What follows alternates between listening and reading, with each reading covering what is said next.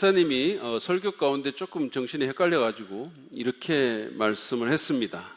어느 날 예수께서 여리고로 가셨습니다. 거기에 니고데모라는 사람이 있었는데 그의 직업은 세리였습니다.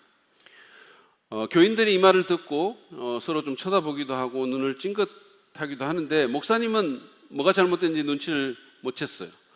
여기도 아마 뭐가 문제인지 모르는 분들이 좀 있는 것 같은데 삭개오라고 말을 해야 되는데 니고데모라고 얘기를 한 겁니다. 목사님은 계속해서 말합니다. 이 니고데모는 키가 작아서 예수님을 보기 위해서 뽕나무에 올라갔습니다.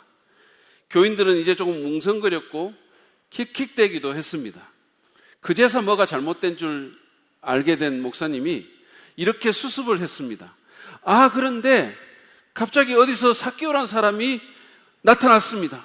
그리고는 나무 위에 있는 니고데모를 보고 이렇게 말합니다. 야, 내려와, 거기 내 자리야. 때때로 우리는 우리 삶에서 뭔가 이렇게 자리가 바뀐 것 같은, 또 이렇게 목사님이 그랬던 것 같은 뭔가 좀 헷갈리는 듯한 그런 느낌에 처할 때가 있습니다. 삭개오가 있어야 할 자리에 니고데모가 있는 겁니다. 뭔가 삶이 정석대로, 공식대로 흘러가지 않고 내가 이해하는 대로 삶이 진행되지가 않는 겁니다. 여러 가지 문제가 너무 많습니다. 수사받고 감옥 가야 될 사람이 높은 데 올라와서 떵떵거리는 것을 봅니다. 믿음대로 또는 양심적으로 살려는 사람이 오히려 핍박과 불이익을 당합니다. 악한 무리들과 위선자들이 오히려 정의를 브랜드 삼아서 자기보다 더 옳은 사람들을 공격합니다. 북한의 김정은처럼 악한 자는 코로나도 비켜가는데 환자를 돌보기 위해서 뛰어든 의로운 의사가 오히려 코로나에 걸려서 사망하기도 합니다. 내가 정답이라고 믿었던 것이 오히려 오답처럼 보이고 나의 믿음이나 예상과는 다른 일들이 벌어집니다. 내가 믿는 진리와 현재 내가 경험하는 현실이 조화롭지가 않고 그 사이의 부조화가 우리를 너무도 혼란스럽게 하는 겁니다. 인생이 혼란스러울 때 여러분은 무엇을 하십니까? 혼란의 바다에 빠진 것 같을 때 우리는 어떻게 반응해야 합니까? 우리는 오늘 하박국서 1장 12절부터 2장 1절까지 이 말씀을 보면서 제가 지금 제기했던 그 주제에 대해서 좀 생각해 보려고 합니다. 먼저 본문의 내용부터 간단하게 좀 살펴보고 가겠습니다.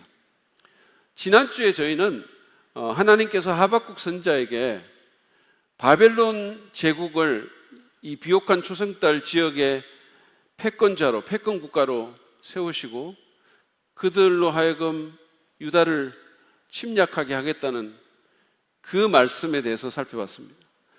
오늘 본문은 하나님의 그 말씀에 대한 하박국의 반응입니다. 본문은 이렇게 시작합니다. 12절 말씀을 보시죠. 주님께서는 옛날부터 계시지 않으셨습니까? 나의 하나님, 나의 거룩하신 주님, 우리는 죽지 않을 것입니다. 주님께서는 우리를 심판하시려고 그를 일으키셨습니다. 반석이신 주님께서는 우리를 벌하시려고 그를 채찍으로 삼으셨습니다. 하박국은 지금 하나님께 자신의 시선을 돌리면서 하나님을 주님으로 고백합니다.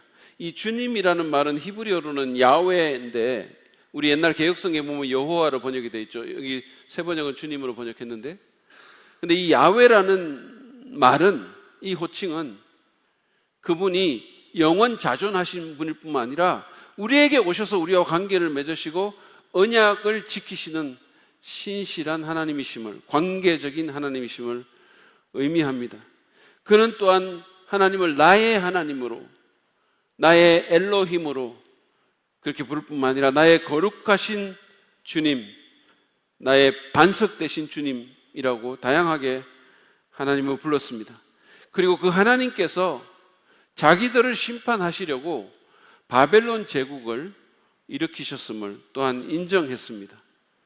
이 바벨론의 공격은 그들에게 엄청난 재앙이겠지만, 그러나 옛적부터 계시던 그 하나님이 자기들의 하나님이시고 야훼이시고 반석이시므로 이스라엘은 결코 죽지 않을 것이라고 또한 고백했습니다. 다시 말해서 이스라엘이 역사 속에서 사라지는 일은 없을 거라고. 비록 공격을 받겠지만 이스라엘은 여전히 있을 거라고 그렇게 고백했습니다. 그러나 이런 신앙 고백에도 불구하고 하박국의 모든 의문이 사라진 것은 아니었죠. 13절부터 17절까지를 보면 하박국의 이 혼란스러운 그런 감정이 그대로 표출되어 있습니다. 13절 말씀을 먼저 보시죠. 주님께서는 눈이 맑으심으로 악을 보시고 참지 못하시며 폐역을 보고 그냥 계시지 못하시는 분입니다. 그런데 어찌하여 배신자들을, 바벨론을 얘기합니다. 어찌하여 배신자들을 보고만 계십니까? 악한 민족이 착한 백성을 삼키어도 조용히만 계십니까? 악을 보지도 못할 만큼 거룩하신 그 하나님이 어떻게 이 바벨론같이 이 패역한 민족, 정말로 흉악한 이 민족으로 하여금 그보다 더 의로운 백성인 이스라엘을 삼키게 할 수 있느냐고. 물론 이스라엘도 문제가 있고 그들에게도 악이 있지만 바벨론보다는 훨씬 낫지 않냐고.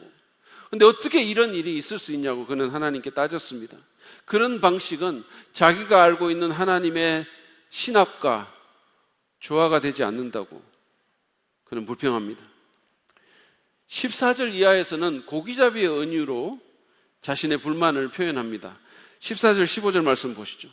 주님께서 백성들을 바다의 고기처럼 만드시고 다스리는 자가 없는 바다 피조물처럼 만드시니 악한 대적이 낚시로 백성을 모두 낚아 올리며 그물로 백성을 사로잡아 올리며 쟁이로 끌어모으고는 좋아서 날뜁니다. 그는 사람들을 낚시꾼이나 어부에게 속절없이 사로잡히는 바닷속의 고기에 비유했습니다. 자기를 방어할 수도 없고 리더도 없고 스스로를 조직할 수도 없는 그런 오합지졸의 고기에 비유했어요. 물론 여기서 낚시꾼이나 어부는 바벨론을 지칭합니다. 그는 그 바벨론을 악한 대적이라고 표현했는데 그들은 물고기의 안전이나 복지에는 아무런 관심도 없는 그런 낚시꾼처럼 어부처럼 오직 그 물고기를 잡는 데만 관심이 있는 그들처럼 바벨론도 그렇다고 말을 하는 겁니다. 바벨론은 사람들의 복지나 안전에 아무런 관심이 없었습니다. 마치 물고기의 안전에 관심 없는 어부처럼. 도시어부라는 TV 프로그램이 있죠. 거기 보면 이런 사람들이 나오죠. 사진 한번 보여주세요. 네. 물고기 잡고 좋아하는 저 모습 한번 보세요. 또 다른 것 바로 이거야. 내가 이경구다 이거야. 이 사진을 보면 너무 기뻐하죠. 여러분, 이 사람이 그 가련한 물고기의 복지에 신경을 쓰겠습니까? 막 극률에 찬 눈초리로 그 물고기를 바라볼까요? 전혀 아니죠.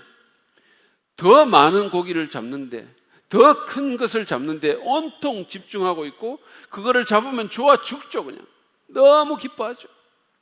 소리를 지르고. 마찬가지로 승리한 바벨론은 수많은 사람들을 죽이거나 사로잡고 더 많이 잡으면 잡을수록, 더 많이 죽이면 죽을수록 그저 좋아서 날뛸 따름입니다. 하박국은 하나님께서 왜 이런 말도 안 되는 불의를 허락하시는지 이해하기가 어려웠어요. 그래서 그는 혼란에 빠졌습니다. 16절은 그들이 정복전쟁 이후에 벌이는 우상숭배에 대해서 말을 합니다. 보시죠. 그러므로 그는 그 그물 때문에 넉넉하게 살게 되고 기름진 것을 먹게 되었다고 하면서 그물에다가 고사를 지내고 쟁이에다가 향을 살라 바칩니다. 근데 여러분, 혹시 이 구절에 나오는 쟁이가 뭔지 아세요? 아마 살면서 이 단어를 생전 처음 보신 분도 있을 거예요. 쟁이. 그림을, 사진을 보여주세요. 이게 바로 쟁이입니다. 이렇게 생긴 그물이에요. 그러니까 바벨론은 자기들을 번성하게 해준, 많은 고기를 잡아서 부강하게 만들어준 이 그물과 쟁이에 제사를 드린다라고 말합니다. 다시 말해서 자기들에게 군사적인 성공과 부를 가져다 준 그 수단을 예배한다는 뜻입니다. 하나님께서는 이미 그들이 자기들의 힘을 하나님으로 섬긴다라고 말을 했어요.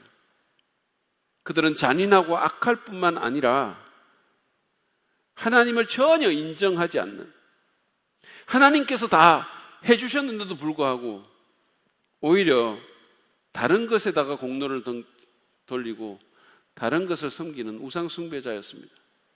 오늘날 우리처럼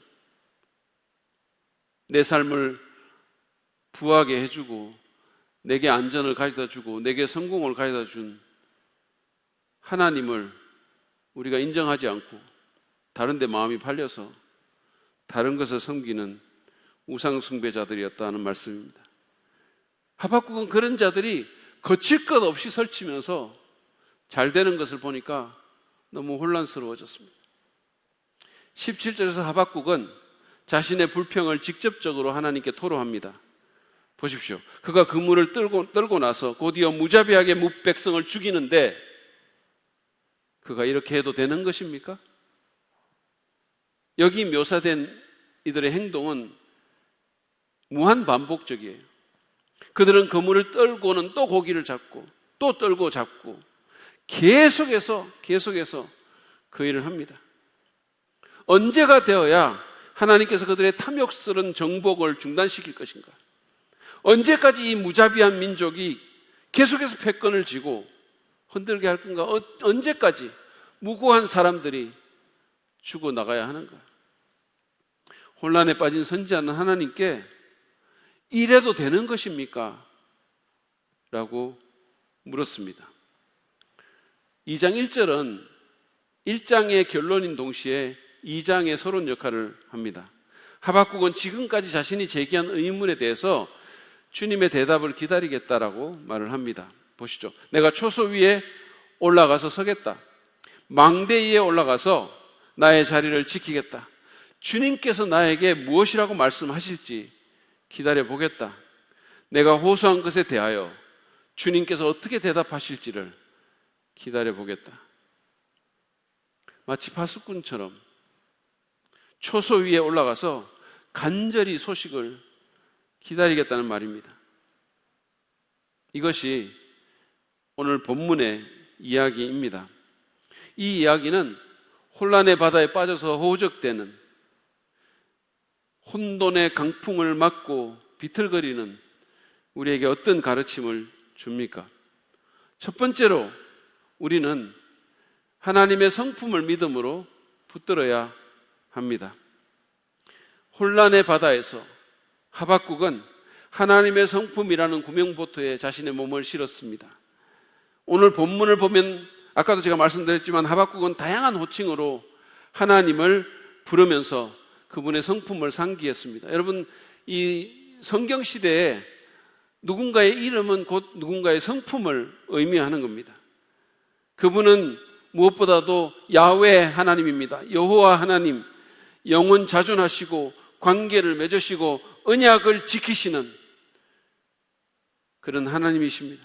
그분은 또한 거룩하십니다. 이 거룩하다는 말은 히브리어로 구별된다라는 뜻인데, 하나님은 모든 면에서 사람과 구별이 되시는, 사람들을 초월해 계시는, 사람과는 완전히 다르신 분이시고, 그것은 도덕적인 측면에서도 마찬가지입니다. 그분은 도덕적으로 탁월하십니다. 하박국이 표현한 것처럼 그분은 눈이 맑아서 너무도 정결해서 악을, 폐역을 그냥 두고 보지를 못하시는 분이십니다. 반드시 심판하십니다. 그분은 또한 반석이십니다. 여러분, 큰 바위를 한번 상상해 보세요. 혼란의 폭풍이 몰려올 때, 고난의 바람이 불 때 그분은 의지하고 붙들 반석이십니다. 하박국은 국가적인 위기의 때에 사람들의 죄악으로 마음이 상하고 여러 가지 풀리지 않는 의문으로 힘들었지만, 그리고 자신이 믿고 있던 진리가 현실과 잘 조화되지 않아서 혼란스러웠지만, 그럼에도 불구하고 하나님을 바라봤습니다. 그리고 믿음으로 그분의 성품을 붙들었습니다. 그랬기 때문에 바벨론의 무자비하고 위협적인 공격 앞에서도 우리가 죽지 않을 것이라고, 이스라엘은 계속해서 존재할 거라고 고백할 수 있었던 것입니다. 혼란스러운 일이 벌어질 때 하나님의 성품을 믿음으로 붙드시기를 바랍니다. 이것은 사실은 인간적인 차원에서도 마찬가지예요. 우리가 누군가의 성품을 기억하고 그 성품에 의지하는 것은 혼란스러운 상황에서 우리에게 도움을 많이 줘요.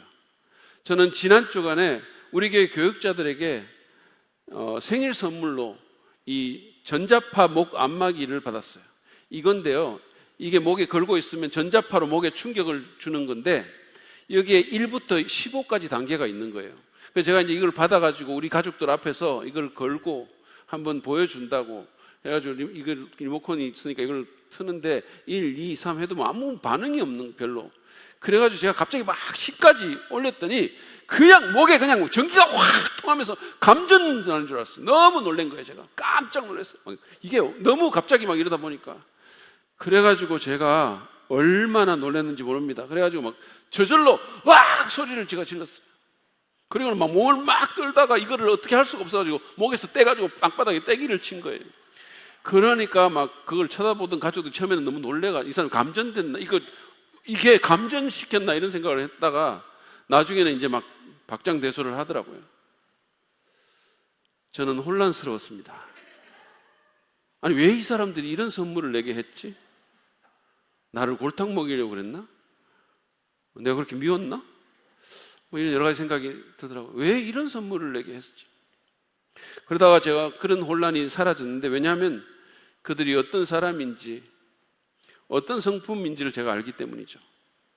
일부러 그랬을 리는 없다, 그런 생각을 하게 된 겁니다. 근데 여러분, 제가 넘어가기 전에 참고로 혹시 마음에 안 드는 상사나 또는 미운 동료에게 선물할 일이 있으시면요, 이거 지금 강력 추천합니다. 이거 바로 이 선물이에요. 아무튼 고통이 몰려올 때, 기도가, 내가 기도했는데 그 응답이 내가 원하는 바와 다를 때, 하나님이 하시는 일이 잘 이해가 안 될 때, 그래서 혼란스러울 때 우리는 하나님이 어떤 분이신지를 기억할 필요가 있습니다. 그리고 믿음으로 그분의 성품을 붙들 필요가 있습니다. 느낌이 아니라, 또는 상황에 대한 어떤 판단이 아니라 믿음으로 그분의 성품을 붙드시기 바랍니다. 묵상하십시오. 성경 말씀을 통해서, 그리고 여러분의 삶을 돌아보면서 하나님이 어떤 분이셨는지, 그분이 어떤 분이신지를 상기하십시오. 하박국이 고백한 것처럼 그분은 거룩하시고, 그분은 영원 자존하시고, 그분은 언약을 지키시는 신실한 하나님이시며, 그분은 우리의 반석이십니다. 우리에게 다가오셔서 우리와 관계를 맺으시고 약속해 주신 바를 끝까지 지키시는 분이십니다. 그 하나님을 붙드십시오. 인생은 공평하지 않아도 하나님은 선하십니다. 무엇보다도 십자가 이편에 있는 우리는 예수 그리스도의 십자가에서 드러난 그 하나님의 성품을 온전히 붙들 필요가 있습니다. 여러분, 하나님은 우리 죄 때문에 천국의 보배이신 자기 아들을 죽이시고 흠도 없고 점도 없는 그 아들로 하여금 우리 대신 지옥을 경험하게 하실 만큼 공의로우시며, 또한 동시에 그만큼 우리를 사랑하시는 분이십니다. 십자가를 바라보면 하나님이 어떤 분이신지를 우리가 알 수 있습니다. 혼란스러울 때 십자가 바라보시고 하나님의 성품을 믿음으로 붙드십시오. 하나님은 사랑이십니다. 그 하나님을 붙드십시오. 그 하나님을 달려가십시오. 그 하나님께 나가십시오. 그분이 혼란의 바다에서 허우적대는 여러분으로 하여금 든든한 닻을 붙들게 해 주실 것입니다. 그분이 여러분의 구명보트이십니다. 그분의 성품을 붙들므로 하박국처럼 우리는 죽지 않을 것이라고, 망하지 않을 것이라고, 결국은 마침내는 승리할 것이라고 고백하는 저와 여러분 되시기를 바랍니다. 두 번째로, 혼란의 바다에서 오적될 때 우리는 하나님 앞에서 우리의 감정을 솔직하게 표현할 필요가 있습니다. 하박국은 하나님의 성품을 믿음으로 붙들었지만 그렇다고 모든 문제가 해결된 것은 아니었습니다. 그는 모든 것을 다 볼 수 없는 인간이었기 때문에, 그리고 또 여러 가지 감정에 자꾸만 이렇게 휩쓸리는 사람이었기 때문에 여전히 마음에 어려움이 남아 있었습니다. 특별히 악한 자가 번성하고 그들이 계속 설치고 다니는 것에 너무 화가 났습니다. 그게 너무 마음에 걸린 거예요. 시편 73편을 썼던 아삽이라는 사람처럼 그는 불공평하다는 느낌에 시달렸고 화가 났고 마음의 상처를 받았습니다. 하나님을 불신한 것은 아니고 하나님을 믿었지만, 하나님이 어떤 분인지를 알았지만, 아니 어쩌면 그것 때문에 오히려 더 혼란스러웠습니다. 그래서 그는 어떻게 했을까요? 그는 하나님께 자신의 이 혼란스러운 감정을 솔직하게 토로했습니다. 특별히 악인들이 자기보다 더 의로운 사람들을 삼키는 이 문제에 대해서, 이 말도 안 되는 현실에 대해서 이렇게 해도 되는 것이냐고 하나님께 불평했습니다. 정의가 구부러지고 악인이 형통하는 현실을 받아들이기가 힘들다고 그는 그런 현실에 저항하고 항거했습니다. 그리고 하나님께 자신의 항의를 표현한 겁니다. 우리도 그럴 필요가 있습니다. 혼란스러운 느낌, 분노, 불의한 현실에 대한 저항의 마음, 억울함, 이런 것들을 다른 누구보다 하나님께 털어놓아야 합니다. 하박국은 선지자였지만 그러나 모든 것이 괜찮다는 식으로 위장하지 않았습니다. 영적으로 분발하고 살지 않았어요. 하나님께 솔직했습니다. 성경을 보면 다윗도 예레미야도 욥도 다 하나님께 자신의 좌절감과 혼란과 두려움과 분노를 솔직하게 털어놨어요. 그럼으로써 오히려 치유가 되고 하나님의 만지심을 경험한 것입니다. 그럼으로써 궁극적으로는 이 혼란도 해결한 것입니다. 누군가 말했듯이 기독교 영성은 하나님에 대한 솔직함으로 시작합니다. 인생의 혼란스러움이라는 이 문제도 마찬가지예요. 하나님은 우리의 두려움과 상처와 억울함과 분노와 괴로운 마음으로부터 나오는 그 푸념을 감당하실 수 있으십니다.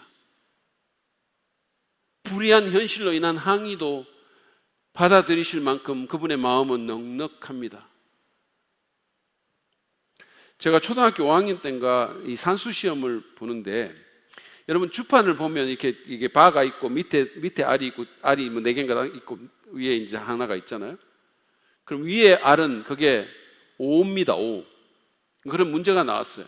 그래서 제가 이제 그거를 쓰는데 그 웃알이라고 쓴다는 게 위에 있는 알이니까 웃알이라고 썼어요. 그냥 씌어서 제가 뭐 어떻게 해가지고 그렇게 날렸었는지 썼어요. 근데 채점을 선생님이 해가지고 저한테 내줬는데 그 틀렸다고 꼬표를 해가지고 내준 거예요. 그래서 제가 이제 왜 틀렸냐고 손을 들고 이거 왜 틀리겠냐고 질문을 했어요. 그랬더니 선생님이 네가 웃알이라고 쓰지 않았냐고 이렇게 얘기를 하시더라고요.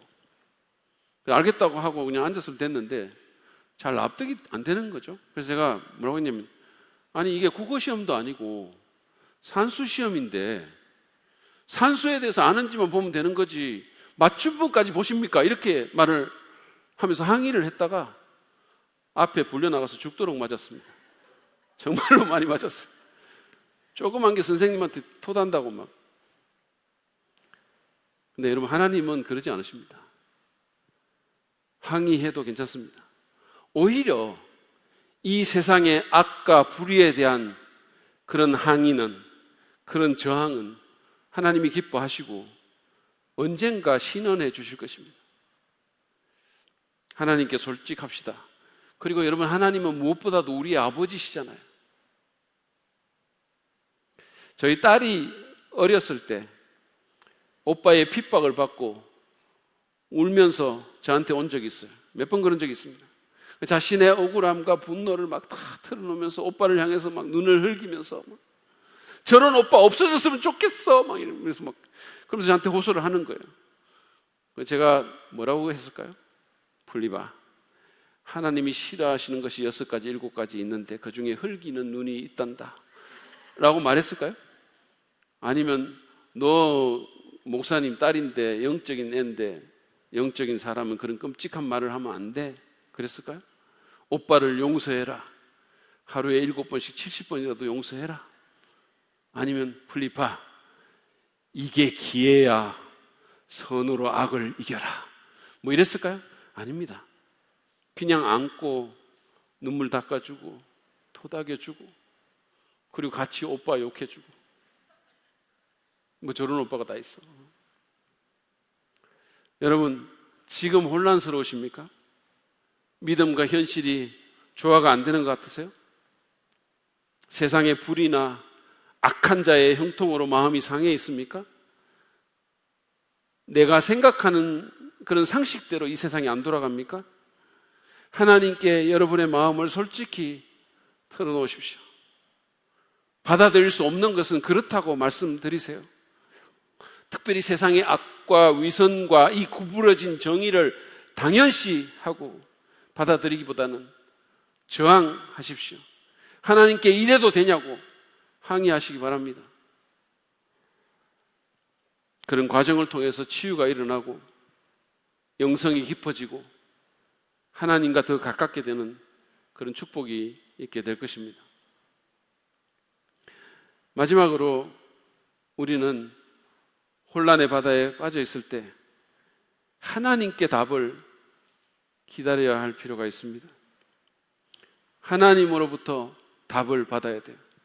여러분, 하박국의 훌륭한 점은 그가 이 모든 의문과 혼란 속에서도, 모든 불안과 두려움 속에서도 하나님을 떠나지 않았다는 데 있습니다. 하나님 앞에서 자신의 혼란스러운 감정을 솔직하게 털어놓은 그는 이제 그분의 답을 기다리겠다고 그렇게 말합니다. 2장 1절을 다시 한번 보시죠.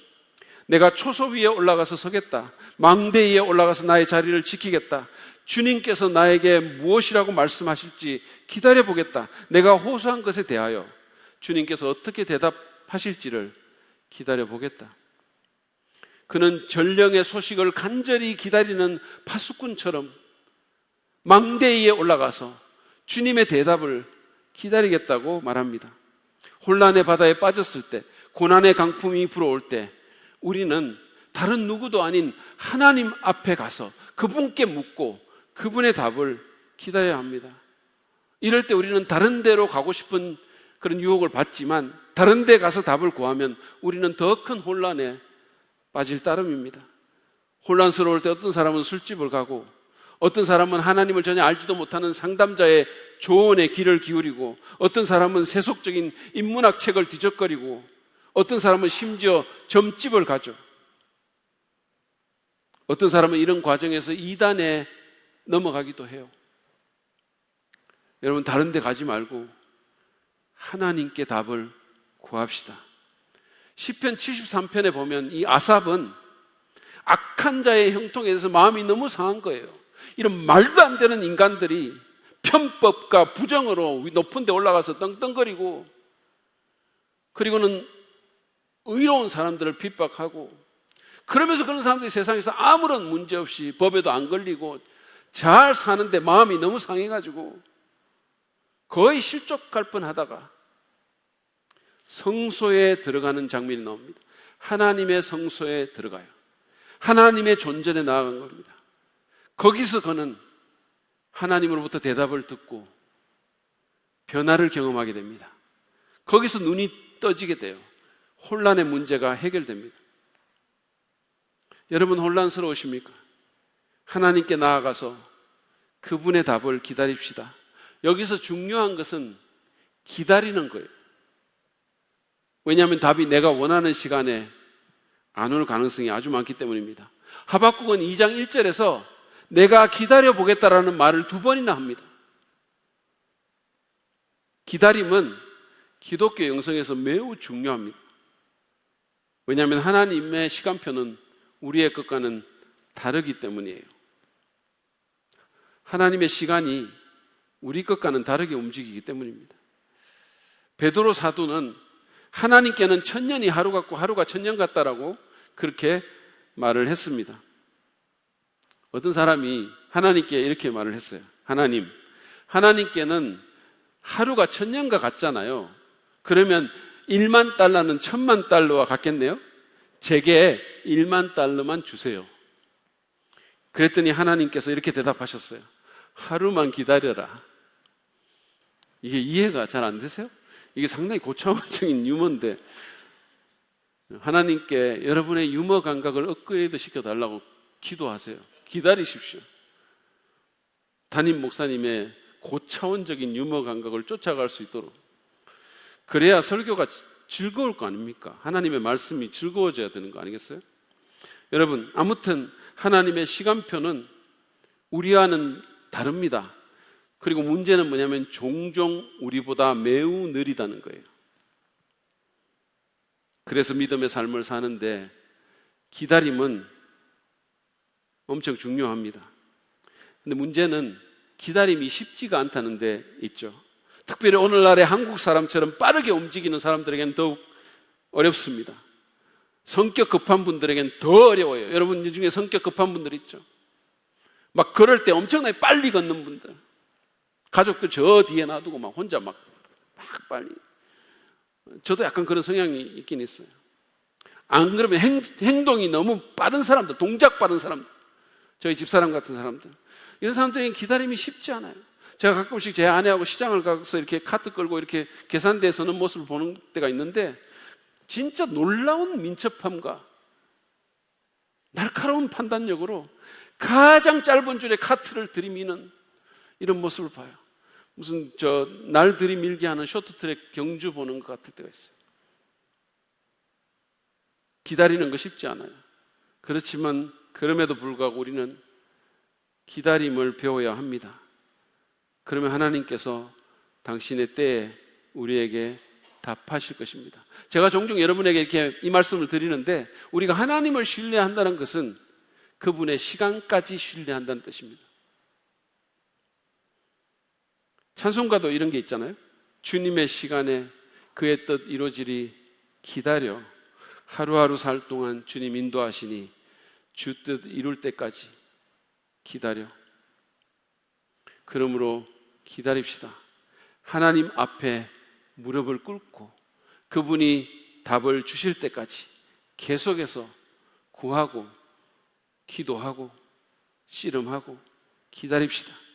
주님의 시간에 가장 완벽한 때에 그분이 답하실 것이고 우리의 혼란을 잠재워 주실 것입니다.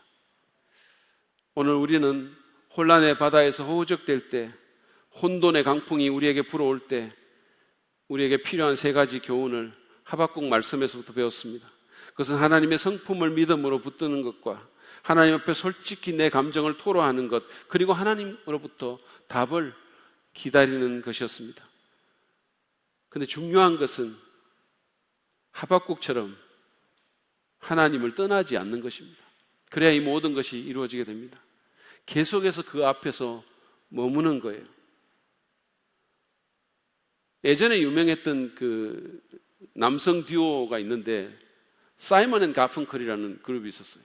아시는지 모르겠지만 그 사람들이 불렀던 건투선수라는 The Box라는 그런 노래가 있는데 I am just a poor boy 뭐 이런 거 있어요. 호응을 안 해주시면 계속 부를 수 있어요. 근데 이 The Box라는 노래에는 뉴욕에 올라와서 직업 건투선수가 된 사람의 얘기를 담은 겁니다. 이 사람은 얻어 터지고 힘들고 혼란에 빠져서 나는 떠날 거야 하면서도 계속해서 링에 머뭅니다. 우리도 힘들고 혼란스럽다 하더라도 하나님 앞에 머물러야 합니다. 인생의 여러 과정들을 함께하는 부부처럼 혼란스러운 때에도 고통스러운 때에도 계속 같이 있으면서, 그러면서 때로는 싸우기도 하고 감정을 표출하면서 할 말을 하기도 하고, 때로는 서로에게 답을 요구하면서, 때로는 상대의 좋은 성품을 상기하면서 어떻게든 믿어보려고 애를 쓰면서, 아니 그 자리를 지키면서 인내하는 그 부부처럼 우리는 하나님 앞에 머물러야 합니다. 아니 어쩌면 그럴 때 더 그분에게 가까이 가야 합니다. 쉽지 않지만. 그리고 어떻게든 믿음을 발휘해서 그분의 불변하는 성품을, 그분의 거룩함과 사랑과 신실함을 붙들어야 합니다. 그럴 때 우리의 영성은 더 성장하고 하나님과의 관계는 더 깊어지고 세상을 보는 해안도 더 날카로워지게 될 것입니다. 그리고 하나님께서 언젠가는 모든 것을 신원해 주실 것입니다. 그런 축복이 우리 모두에게 있기를 간절히 바랍니다.